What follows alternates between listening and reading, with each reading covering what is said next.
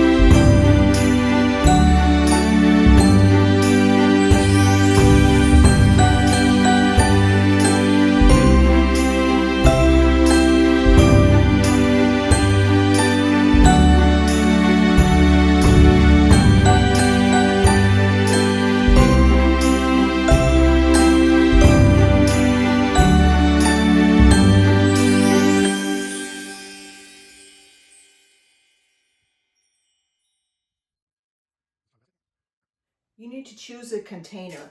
I'm going to use this, and yes, it's a Mackenzie Childs, but you don't have to have a Mackenzie Childs container. You could do something in a mug, something simple that you have around the house. I just want to do this because I'd like to put a display in the bathroom, and I think this would look really nice in there. My plan is to put a little hurricane lamp in here with a candle and then greens coming out the sides. I need to put foam inside because number one, I need to raise my hurricane up, but I also need to have something to stick the greens into. So I'm going to be cutting the foam to fit down inside so that it makes a good solid base for when I'm putting my greens in.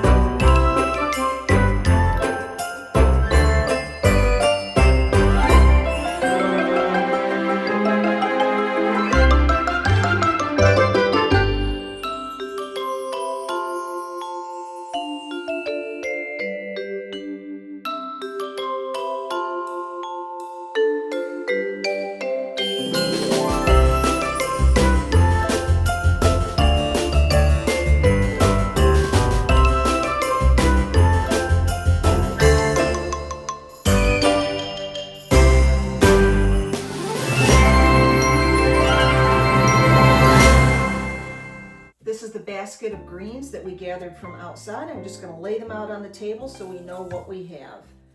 We've got some pine. We've got a little bit of holly. We've got some golden cedar or arborvitae. Some more, not really sure what this one is. Got a little bit of spruce. I have a couple little sprigs of princess pine.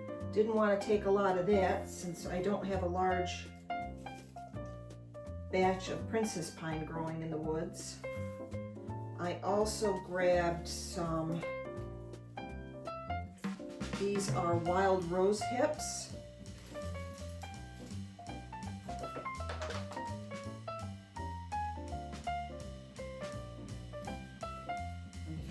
Yellow twig dogwood, red twig dogwood,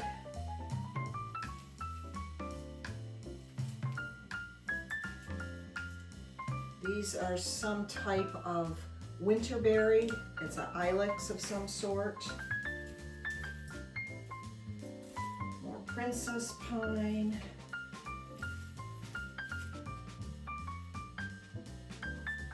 Roses, yellow twig dogwood.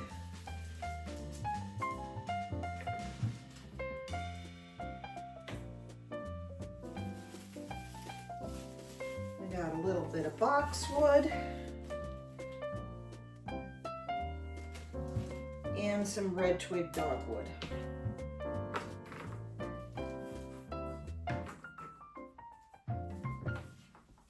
Now, you might not have these things in your yard like I do, growing wild, or things that I have planted, but you know, you can always go foraging at the dollar store. They have some wonderful fake plants in there. They've got beautiful berries. I've seen some pine there. You could even buy those little Christmas trees and take them apart to use for fake looking pine. So just forage wherever you can. It doesn't have to be real greens. Today we're making a very round centerpiece, just in case it's going to be visible from all sides. I'm going to start with the bottom layer, and I'm going to alternate the yellow and the green. Now I wish these pieces draped a little bit more, but they don't, you know, and I'll just have to do what I can with it. But you can also turn them upside down if they would drape better that way. It also gives them a different texture, but you can run the whole thing yellow, green, yellow, green. Then you start adding in some of the other pieces like the hollies. You're going to space everything evenly. Again, because this is symmetrical, this is one of the easiest arrangements to put together. Then you just simply move on to your next thing. Maybe you want to add the pine, so you add that. Maybe you want to add the spruce. What makes this project interesting is the different textures and the different colors of the material you are using. Now, the yellow twig dogwood, I did bundle them in groups of 3, and again, evenly space those around. I did the same thing with the red twig dogwoods. When it was time to use the red berries, I cut them down to size to make them spread a little bit further, and I just, again, evenly spaced them around the project. I did the same thing with the rose hips. The rose hips have a little bit of thorn to them, so you have to be careful, but they were a nice drape, and they were a deeper burgundy color, so it added a nice additional texture to the project. And then you just keep going. Add things here and there wherever you have an empty space. Now, I am making a note to myself that I need to get some evergreen foliage out in the garden, maybe some euonymus, but overall, I think the project is turning out very nice.